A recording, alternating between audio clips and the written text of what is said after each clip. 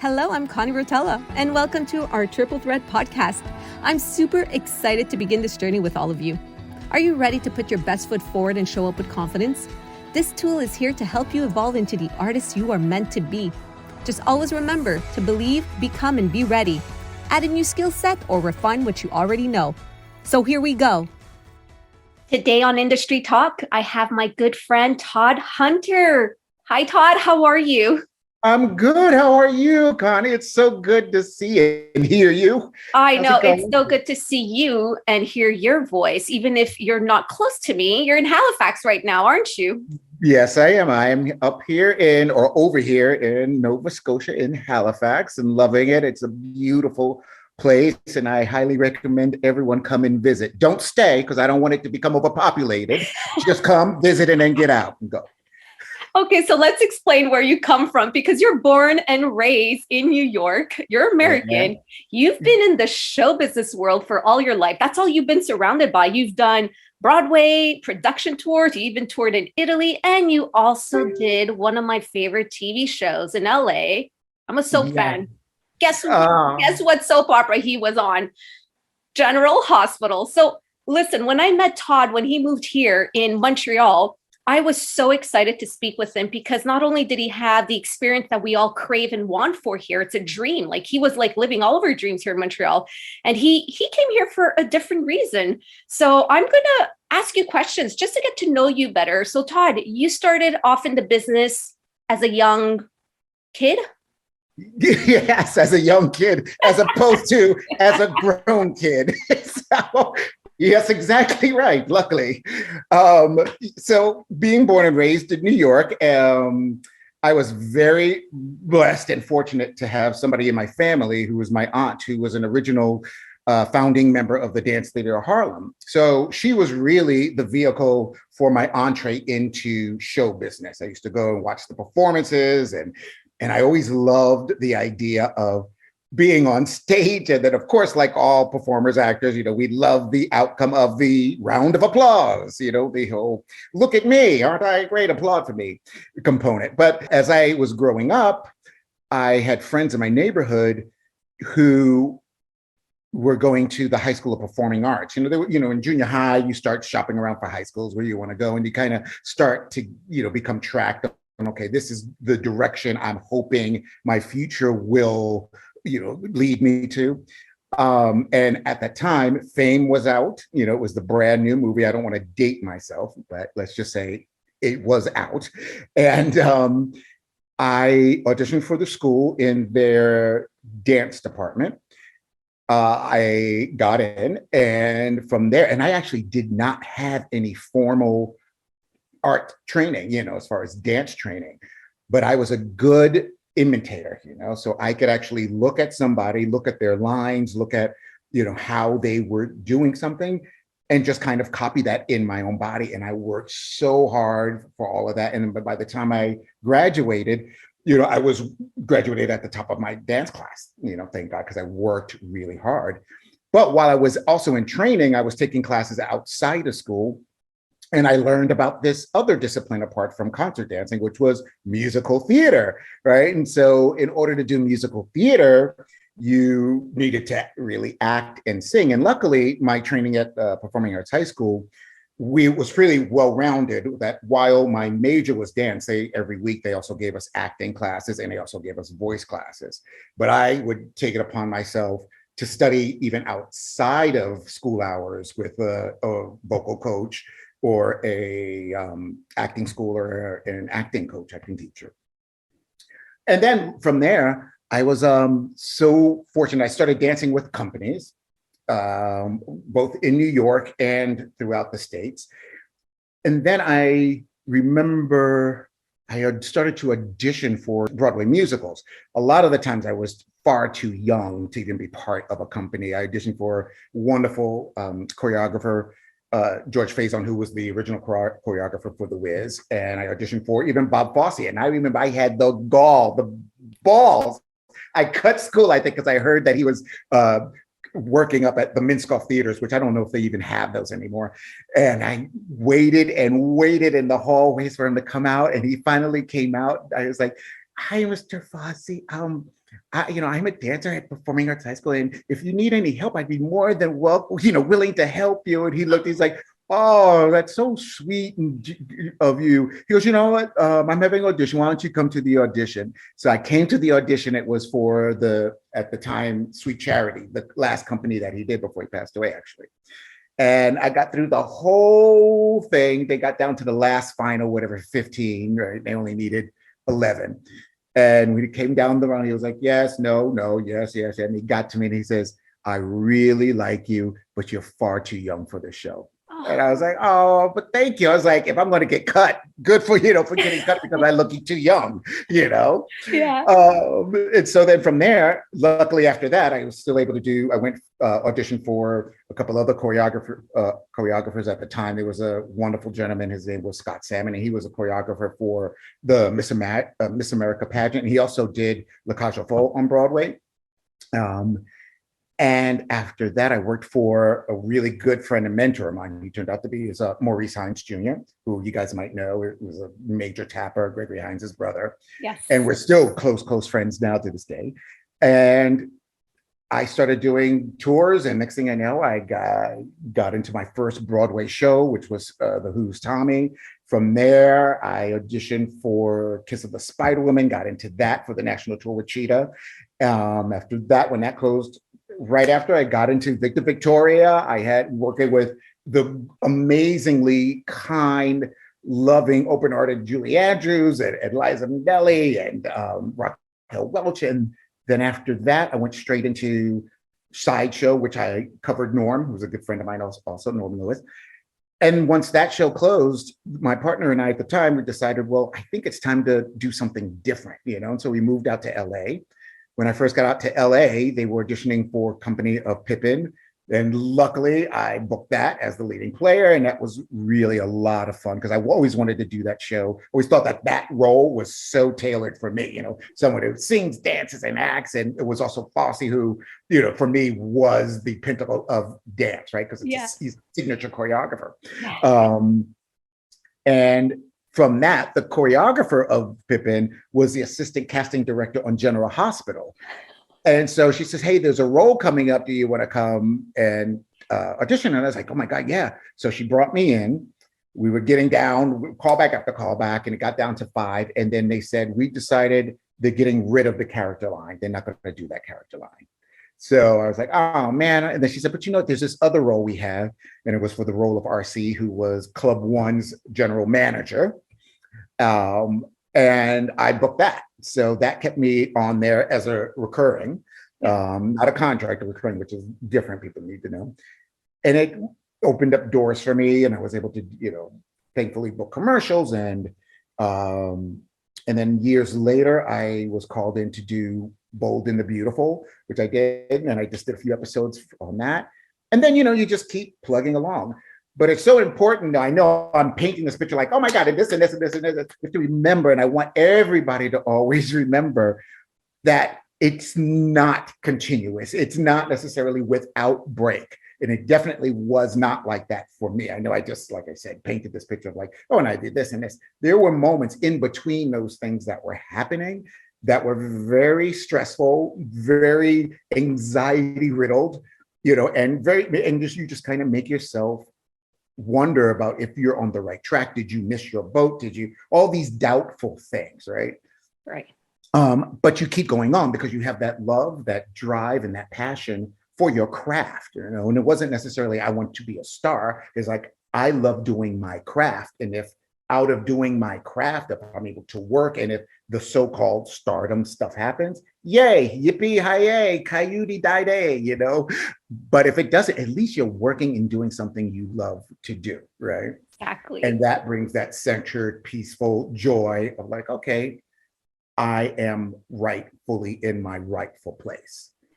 So, Todd, I usually speak a lot, but now I'm just listening to you. And right. No, well, that's you and I. Both of us are constant. We could talk, but I still remember when you sent me the picture and CV, and I read your CV, and I'm like, oh my God, who am I? Like, who am I going to be speaking to? I was starstruck. I was like, oh my God, what is he doing in Montreal, and how did he find me? And I always get amazed and I get so excited because as soon as we met, it just clicked, it connected. It's like it was family right away with you. It was like, we're family, we got this. Right. And I was always, it was just so beautiful because that was your story. But now your story, even if we speak about the arts, it's not that anymore because you transitioned. You came to Montreal to do something else. Actually, Montreal found you. How did you find us here in Montreal? So it was interesting, right? So in that period, remember through the timeline. So let's go back, like maybe, like, in the States, we had a big downturn, right? All the unions went on strike for a while there, and it was like a real economic crash. And I knew I had to do something because none of the TV shows were casting no names ish, or the names were getting like under 5 work, right? So that left a whole population of performers and actors out of work completely. So I decided to go back to school to finally finish my undergrad. And once I got into that academic world, I got addicted to it. And so I did the undergrad at my University of Montana in Missoula. And I was like, well, I think I want more. And I went to grad school and we obtained my first master's in urban sustainability. And after that, I was like, you know what? I think I want a little more. So I was looking for a PhD program in Montreal because something said, I sold the house and I left LA. I was like, done. I'm okay. I'm kind of done with the whole kind of California lifestyle now. And I needed to be back on the East Coast where all my family and friends are anchored. Mm-hmm. I knew, though, I didn't want to move back to New York. And I knew there was no other place on the Eastern Seaboard that I could see myself living. And literally, as I was driving across country, as I often do by myself, talking to myself, I heard a voice say, go to Canada. And I was like, oh, okay. And I thought, I was like, well, where in Canada would I go? And then I heard a voice say Montreal. And I was like, oh, that's interesting. And I've never been to Montreal because every time if I joined a tour, it was like I joined it right after it was in Montreal. And I've always wanted to go to Montreal. I had this fantasy of what Montreal was and how fantastic and European and just like all the cafes and everybody's like, oh, la la la la la, So Well, that's how Montreal is for you because here we are. We want to go to New York, and you're like, I know Montreal. No, Montreal. I adore Montreal because it's just that there's something about the community, the people, the energy, and I know if you're from there, you probably have a completely different perspective and frame of reference. But my frame of reference and perspective of it is, I really enjoyed it. I enjoyed walking. I love walking around and I'm so comfortable with my own company. So I don't necessarily have to wait for anybody to say, hey, you want to do this together? You just go and get on the train, exit off the train and just do something, right? So, and see what happens. Right. So when I was looking for a PhD program, I thought as I was applying to both McGill and Concordia, I was like, what if I don't like it? 4 or 5 years in a PhD, program, that could be iffy, and I don't want to waste money or, I don't ever think there's time wasted, but I'll just say waste the kind of money. Yeah. And so I was like, well, let me look for another program. And while I was on the Concordia side, I found a great program called drama therapy, which is a creative arts therapy, like music therapy, art therapy. There's also drama therapy. And what that does is marry the foundational principles of theater processes into a therapeutic arena so that people can use theater practices and activities and methods for their own personal cathartic release in discovering alternative solutions to problems or to how they handle their own personal issues, or if an issue has arisen and they find that they're stuck, we play it out, act it out, and see what it's like to try something different, and it's in a play space, basically, right? It uses your own imagination to really come up with a solution that might work for you, an alternative response to a problem that might, rather than just like, ow, somebody stepped on my foot, I hate you. It's like, okay, well, let's pretend somebody stepped on your foot and try a new direction rather than lashing out. Let's see what it might be like. Ow, that hurt. Hey, can you say something? Or let's try another thing. Ow, and laugh, or ow, or maybe not even ow, just anything you can come up with just to figure out how you're going to develop a new arsenal of responses that are much more positive, but also give truth and authenticity to to whatever you're feeling. So I found Concordia in this drama therapy program, which was a master's program, and I loved it. The training was wonderful. It was an odd time, of course, right, because we're all in this kind of COVID pandemic. So we were able to at least do a semester and a half where we were all in person and really hands-on physical contact. And then the last year was all full online. But when I speak to the students there, when I do any kind of like workshop or just talk to a presentation, talk to the cohorts that are in now, I always say, just remember and remind yourself that even though this is a very hard and difficult, new and unsettled time, an unknowing time, and your foundations are rattled, you are really given the opportunity to discover and build a new skill set that no one has ever had before. So God willing, we go back to a nice place where everybody's back into physicality, but at least you have this other skill to work online effectively, right? You can still, you found ways to how to connect with your client, with your student online while they're at a distance, right? So now you have two mediums that you can really operate in, which is wonderful, I have to stop you because from show business to drama therapy, Montreal, living in Halifax right now, opening your own practice very soon. Drama therapy, I have to stop and you're going to have to repeat a few things just because I didn't know any of this before I met you. I didn't know the importance of drama therapy. And I was like, wow, every school, every artist, everybody should have a class on this.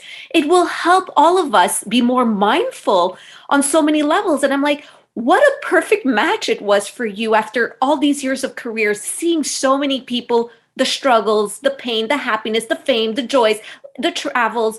And here you are putting all of it in one package. Now, drama therapy for artists, how much do you think this could help them get unstuck or even be mindful of all their decisions, choice making, life questioning? Yeah. So it definitely, for not only for the artists, I know we're specifically framed in this in the artist world, but it's for everybody.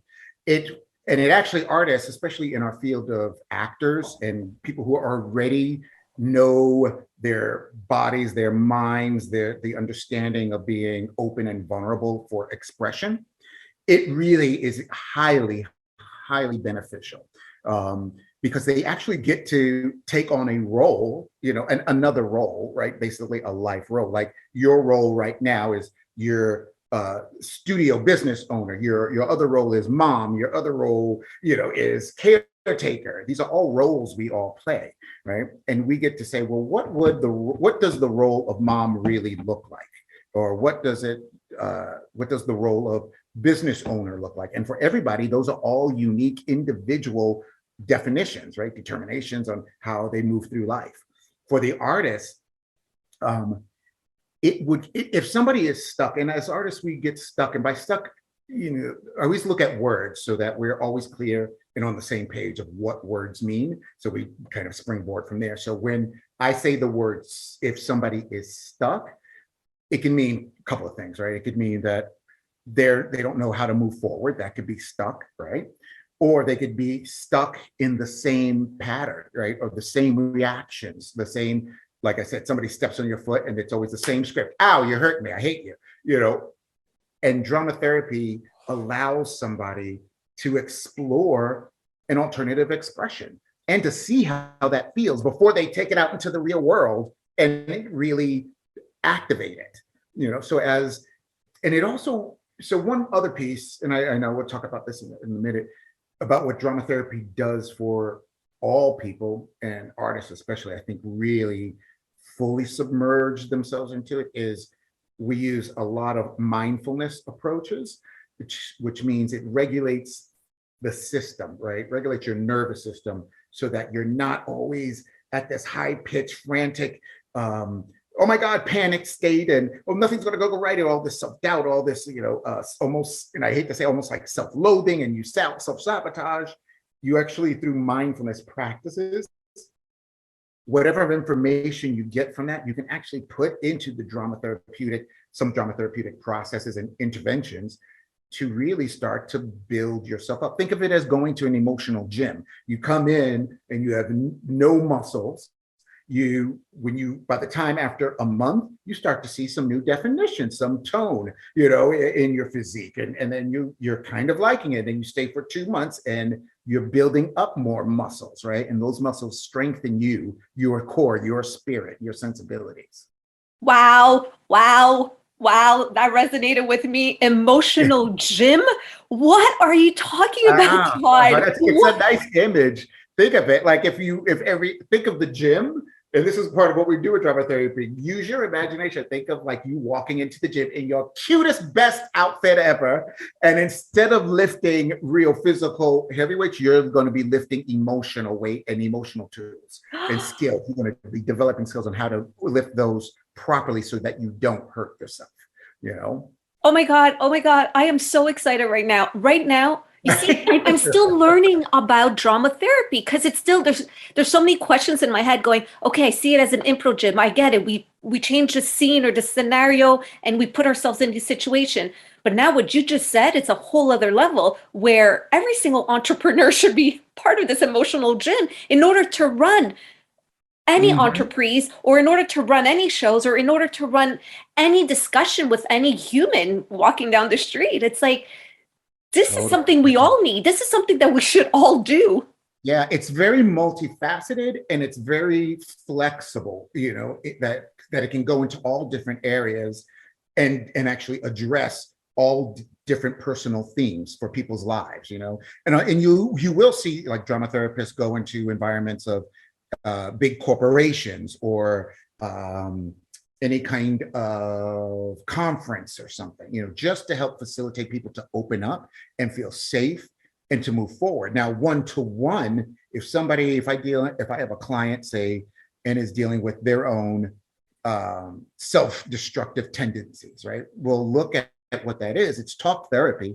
And then we'll see what maybe one component is, or one, self diminishing component, like somebody always says something bad about themselves. We'll look at that and say, well, where did that come from? Now this is just kind of very abridged version. I say, well, let's find somebody in your life, living or fictional, that you respect, love, cherish, honor, and tell me what you think they would say about you, some good things they would say about you, right? And so that can start to build that's the muscles that we're talking about at the emotional gym. Start to build them being comfortable with really self-elevating and self-cherishing, self-holding, rather than looking for it from the outside of, people on the outside validating you. They can actually develop that skill, that muscle, that new sense of being to really lift their own selves up. Right? That's so good. That's so good. But the outside validation, what do you think about social media right now? Because it's going so fast. Social media, it's very fast and it's here to stay, right? It's not going anywhere. Right. But it's how you're engaging with it is what's going to determine what it does to you, right? Because we always still are empowered for ourselves to say, am I going to go down the rabbit hole of just staying on these, TikToks and all the social media stuff, and you're looking for that? But if you're on it for self-validation, then know that there is also the flip side of that, right? It may not always be good, because sometimes you may not get that. And then what's that doing to you? That's why you want to build the muscles in yourself to not look at social media or look to social media for your own personal validation. You want to be entertained? Feel free, entertain yourself, but draw the line, have a boundary to know what is real and what is real for you and what is not, and what could never, ever be real for you, right? Somebody else's opinion, thoughts on you, if it doesn't serve you in a good, positive way, throw it out, flush it down the toilet, do whatever you want, however you want to envision getting rid of it, get rid of it. Only take those things in social media that really feed your soul and stay anchored so that you don't necessarily always believe your critics, meaning that like if you get a good review and somebody says, oh yeah, fabulous, oh my God, I'm fabulous. Yeah, you can be that, but don't take that on where you start to condescend to somebody else. Know you're still always a human being. You're constantly growing. So things are going to change. You're going to constantly grow and you're going to change. Lift yourself up. Look to social media as this new I don't want to say monster because that's a negative kind of connotation, but I would say as this new facet of existence, and that we can actually reach to find great information, good resources, but also engage your own smarts, believe in your own intellectual self and your intellectual aptitude to do research. Research has never been easier. Remember back in the day when we were in school, we had to actually go to a library and the whole cards and pull out and actually ask a librarian. Remember those? Yeah. Now they have wonderful things called like Google Scholar, JSTOR, all these PsycNet, all these wonderful things that you could read some good scientifically rooted information and people's take on something. So see something on social media, challenge it. If you're going, I don't know if that's true, then yay, good. You're challenging it. Go look and see if it's true or not. Exactly. I love the research. Oh my God, Todd, I've just been doing a lot of that every day of my life. I think it's curiosity that brings to researching and finding your own answers that you resonate with, and speaking your own truth, right? Something that validates who you are inside and why you're doing what you're doing. I don't know if the why, I mean, for me, the driving force of my life is why am I doing what I'm doing? Why? I don't know if does this make sense, or is that okay to think like that? Yeah, it's great to think like that. There should always be questioning, but not questioning so much that it'll like debilitate you or beat you up or somehow minimize you. Yeah. But question to say, why am I? Oh, right, because it brings me joy. I like doing this. Yes. Something in this is bringing me joy. When Right. things don't bring you joy, you'll know, right? Because then you'll be like, oh, I hate this. I'm drinking every day and I'm just trying to get through, But Todd, that's everybody. Everybody, whenever I walk, and I live with passion, and you know who I am, and look at you, you're just full of passion too. But it's like you're walking, and yes, you're attracting what you want, and I have a lot of passionate people around me. And then it's like you see the ones that are not, and you just want to grab them and say, come meet us on this side. It's really beautiful and it's a lot of fun. That's very sweet. And I mean, and that's compassion, right? That's real compassion and love that you exude and you really want to nurture and hold everybody. But I gotta say, that's not your responsibility. Your responsibility as a loving human being existing with other spiritual human beings is to be as loving as you can, but not to take it on that you have to insist they be in the same place that you are. Right. You do, and let them gravitate towards you. Stay your course. Never. I think we talked about this before. Is like in career journeys, in life journeys, never look to the right or left of you. Keep your eyes on your own prize. So can you repeat that again for everybody? Just repeat it. In a career or life journey, never look to the right or left of you, but keep your eyes on your own prize. Because if you start to look at whatever, oh, so-and-so booked that, somebody else, got that card in this, you're looking to the right, left. You have nothing to do with whether or not they booked a gig or did not book a gig. Right. Nothing to do with that. What you have to do, and you're solely responsible for, and the only power you have is you. And you just keep doing the best you can, and sooner or later, the right thing will turn up for you. Did you all hear that? Did you all hear that? Yeah, and there's no magic number, right? And I know we're a little bit bouncing back and forth between life and artist career, but there is no magic number in this performing arts world. And by performing arts world, I mean whether or not you're an actor, you're a dancer, you're a singer, you're one of the three, you're two of the three, or you're three of all three. There is no magic number to so-called make it. The main thing is that if it's in you, it's in you, and it is okay. It is so perfectly okay for you to take a break and to take care of yourself and say, yeah, I think I'm not going to be auditioning anymore. I'm kind of done with the business for right now. And even if you're adamantly and categorically convinced that you're done, then be done. And that's okay. But life happens and you have every right to change your mind and come back at 10 years down the road, 20 years down the road. Mm-hmm. I always give this kind of example of, I think of the actress Jessica Tandy, who some of you might know was a very famous actress in America. She was in Cocoon and several other movies later, but all her life was an actress. but never fully made that stardom ranking until she was like in her late 60s, 70s or something. But she kept working. And that shows you that there is no magic number to make it. It just happens when it happens, if you want it to happen. And sometimes you just got to let go so that it can happen. I mean, we're all guilty of it. I'm not, sitting high and mighty on it. We all like, oh, I just want that.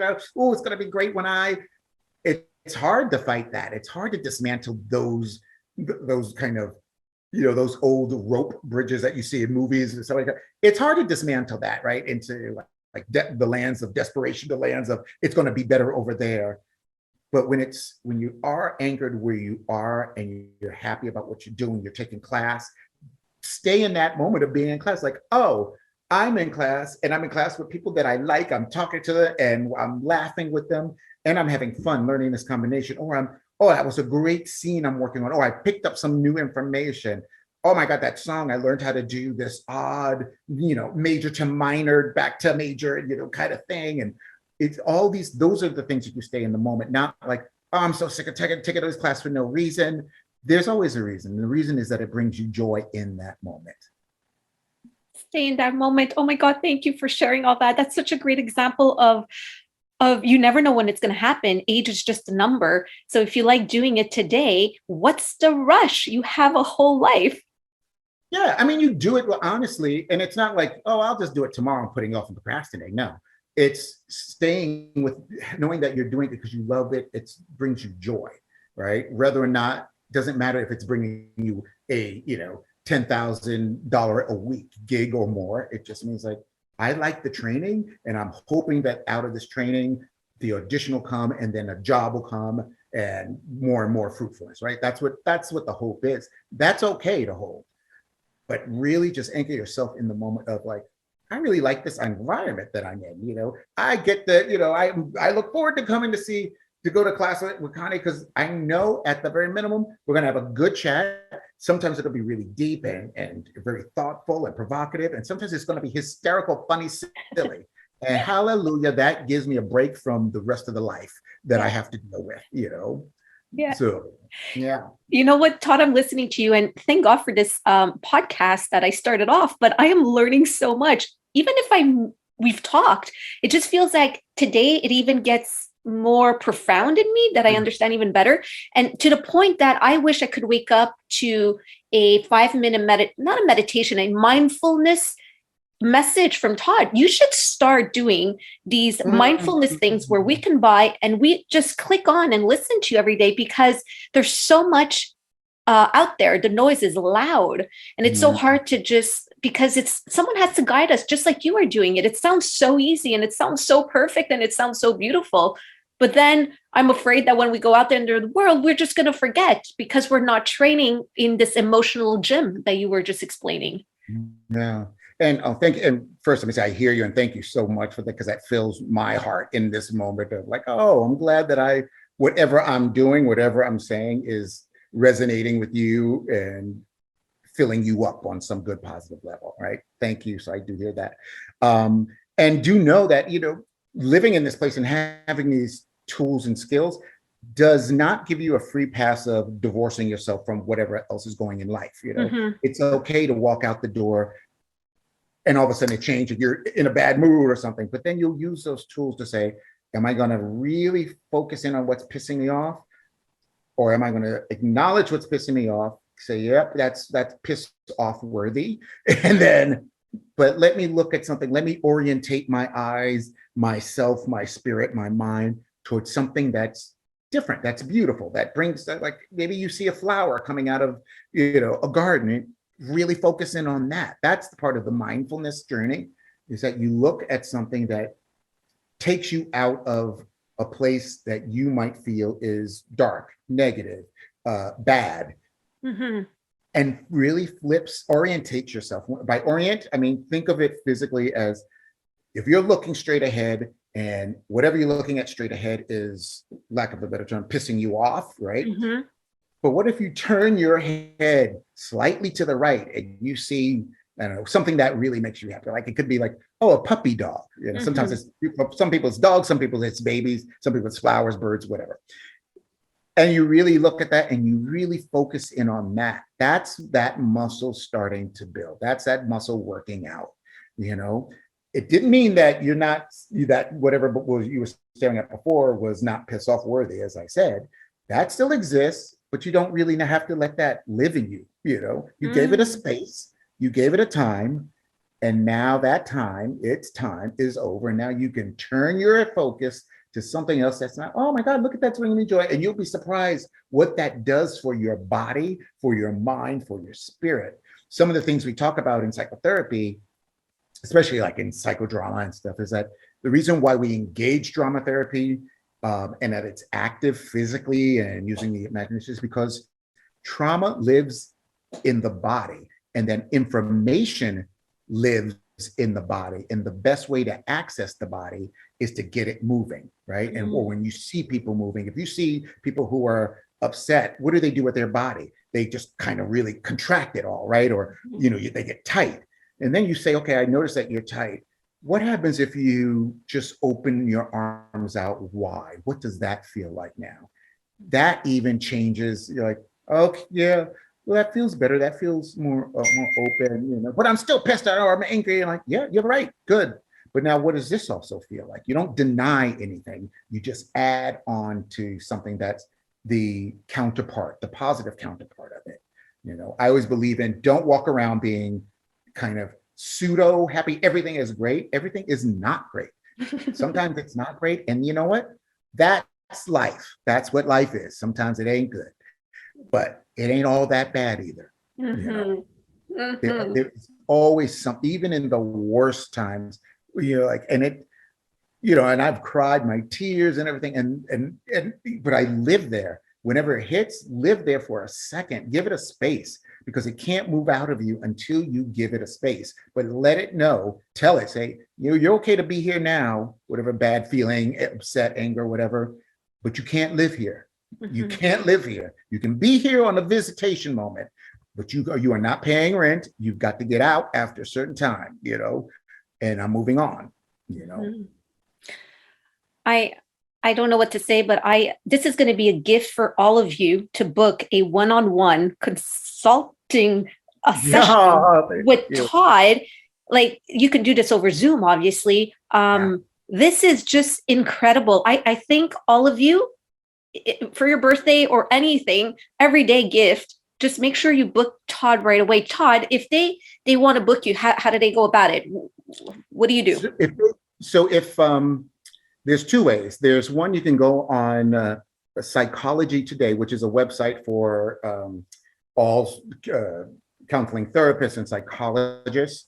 And if you put in my name, or you just type it, and it'll give you choices on what kind of therapist you want. So male, if you know, African American, or whatever you want, you'll find me through that. Or even better, just directly email me at thehunterdramatherapist@gmail.com.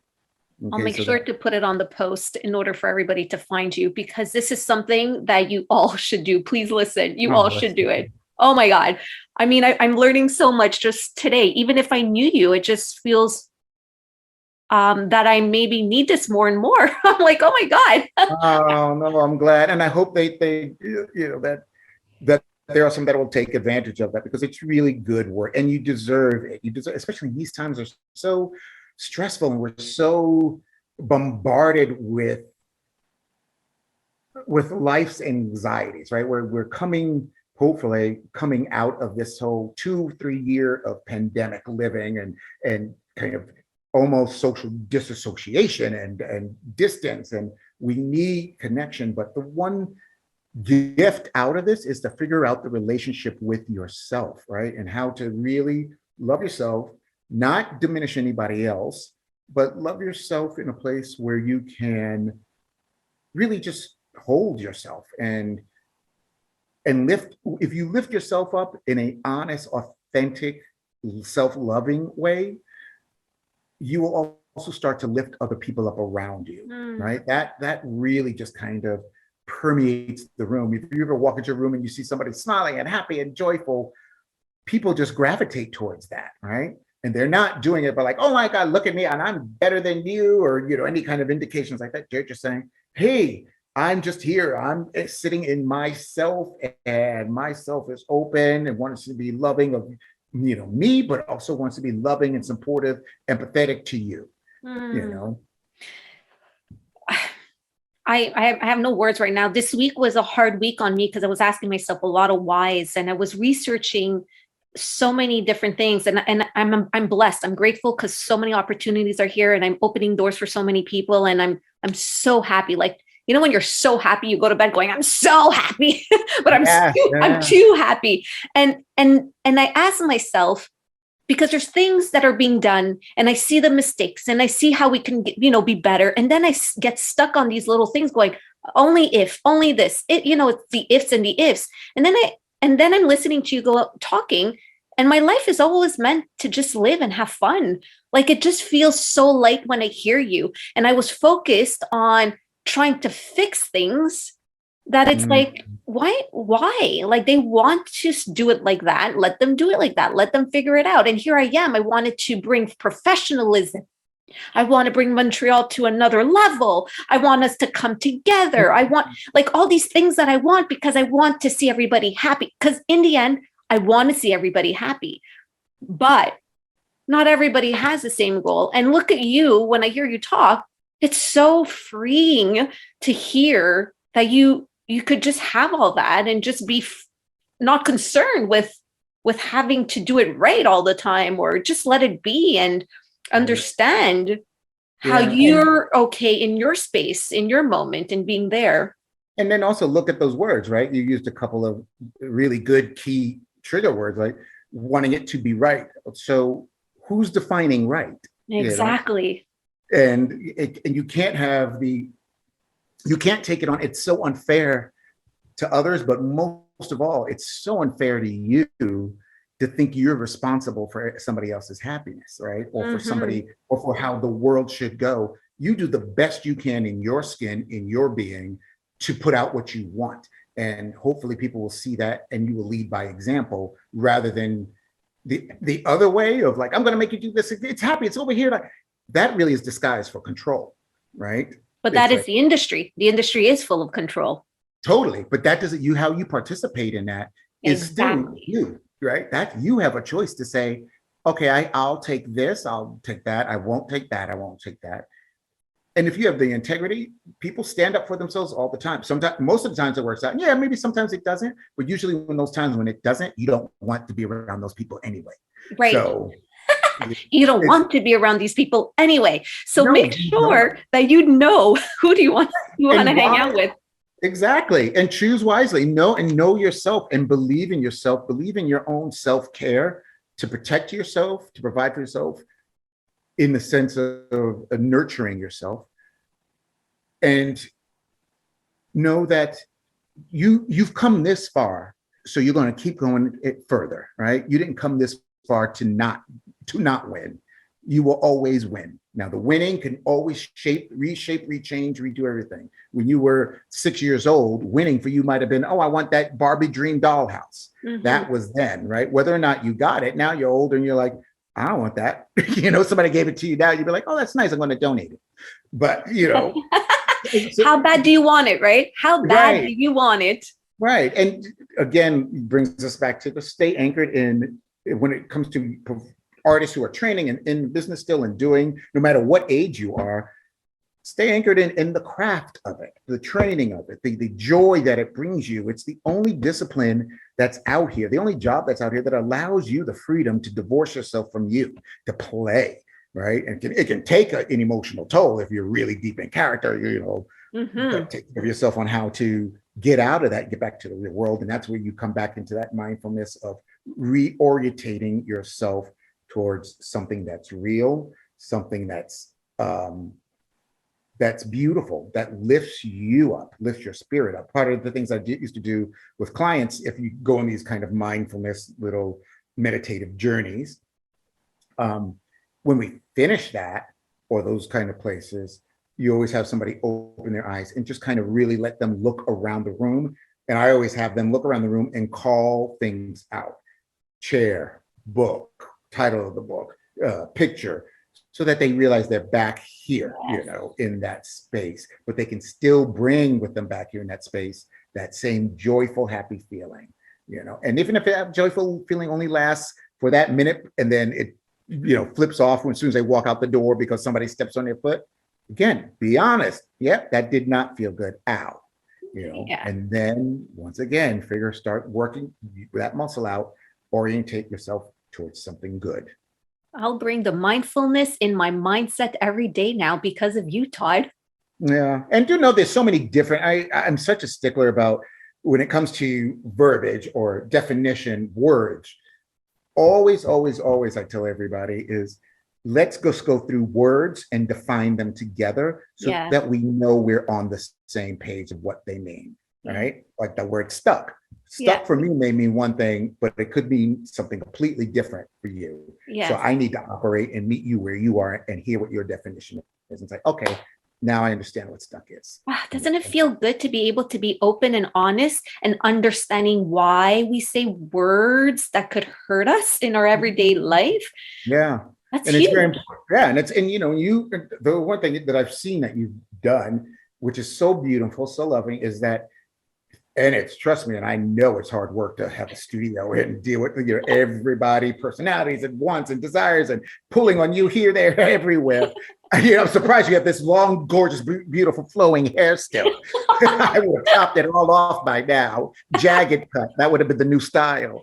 But you have actually, which is something you should really sit and just quietly thank yourself that whatever has happened in your life, whoever raised you, however it was, know how to create such a loving, supportive, safe space for everybody. And so here's another word, safe space, right? That's a key word that everybody loves to use. So my definition of safe space means that I'm comfortable. I know that whatever I say, I'll be held accountable for, but not bashed for. And that if anything, if we can laugh and it's just, there's a safe sense of freedom without somebody's going to make me feel bad. You do that. I've watched you do that for your students and for everybody that comes into your world, be it your home world or your business world.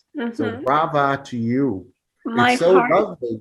Really own that, because not everybody can do that, so that is something, as I said, that's something else to really, in your mind, your own quiet time, give yourself 30 seconds or a minute or two about, look what I do.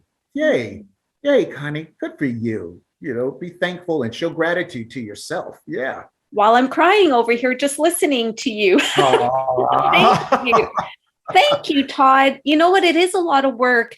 And not only that, being a woman in this industry and being a leader and being an entrepreneur and being an artist and being a mother, and you have all these titles, which I never stay stuck on any of them because I live my life full out every day. For me, it's a gift, and I wake up trying my best. I don't know what's right. I don't know what's wrong. I'm just trying my best. So it's just nice to hear it sometimes, because I'm always the driving force for so many people. And I do have a lot of coaches on my end trying, to help me too, because I can't help people if I'm not helping myself. I mean, it's going to be a walking disaster.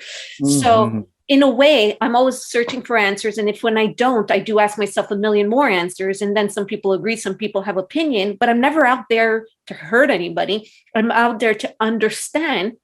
And by me leading by example, I'm maybe helping other people understand their life and their journey and their, whatever is happening, because there are great moments in life and there are not so great moments. And I lived in those dark moments of fear, but everybody sees the beautiful smile I have and the energy. But, it's a struggle, but I work at it every day. And I don't know why I am so, look at the choice of word that I was going to use. I was going to use the word obsessed. That's the word that was coming out. But I'm obsessed to help everybody else see the light, and that instead of just like letting the light shine bright and letting it, letting control go. Yeah. Letting go of control, right? Yeah. Really, you have to look at what's there on a superficial level in order to get to what's underneath that obsession and want of somebody else to do something, even if it's positive, is still anchored in, I want to control this. Exactly. Right? I want to control this. I want to control you. But it's good for you, though. It's good for you. Yeah. That's control, right? It's still control. Even if it's good for you, it's still control. I know. And the other thing, too, is that I want everybody to also realize that in our drive and as we walk this walk of life and we try to do things right and correct, give yourself some leeway and know that you're not always going to get it right. So you will sometimes hurt a feeling. You may insult somebody when you didn't intend to. But you just do the repair if that happens. Yes. Right? You do the repair. All right. Yeah, you do the repair. Oh, isn't that nice? Like I said, I trust me, and it's something no matter who you go, I don't care what therapist you're going to, what counselor you're going to, what anything. People are here on, we're all trying to do the best we can as best we can. So, but we're not always going to get it right. And if we don't get it right, if it causes some kind of rupture or some kind of, reaction that you have to get defensive, you're like, oh my God, that hurt me. Say it so that allows me to say, oh, wow. Yeah, I'm really sorry I screwed up because I don't always get it right. It's so beautiful. I just love the fact that you said repair. We could all repair it. So it's like, it's so beautiful. Own it, repair it. We all make mistakes and then keep doing the best you can every day. We started off speaking about Todd's journey in the industry world, which is a beautiful journey. He worked with, you heard all the names and you heard everything he did. This is like a dream come true for any artist wanting to pursue a career. Todd lived it. He lived it. And then look how he transitioned, like not at a young age, right? You transitioned and made a choice to leave and 17. You were 17. You're always 17 in your heart, right? You're always 17 in your heart. I love it. I love it, Todd. But just to say there's no age to start all over, a whole new career, a whole new life, and listen to that inner voice that said, go to Canada. And you're like, where? Go to Montreal. Okay, let me just go to Montreal. And because of that, I am happy you did listen to your inner voice, because I met this amazing human right in front of me that not only played in General Hospital, but that really touched my life and taught me this whole new way of thinking, mindfulness. I definitely am going to be using everything you said today. And I know we can go on forever, but I am going to share this in the Academy and out large. And I really believe that all of you listening should book a one-on-one with Todd ASAP. Don't even think, just gift yourself this beautiful gift. Thank you. Thank you, Todd, for being such an amazing guest today. No, this was really good. It felt good. I call these kind of sessions soul food, because they're food for your soul. They are truly. I mean, listen, I'm flying high right now and I'm feeling heard. And that's another thing that we need. I'm feeling heard. I'm feeling that my many questions have been answered, and I'm feeling at ease and comfortable just because of you, Todd. No, thank you. Well, I'm glad. That's all you did that. I didn't do it, right? You made yourself available. We did it together, and we're helping all of you. So stay tuned. And thank you, Todd. And I'll talk to you soon. Okay, I'll talk to you soon. Take care. All the best to everyone.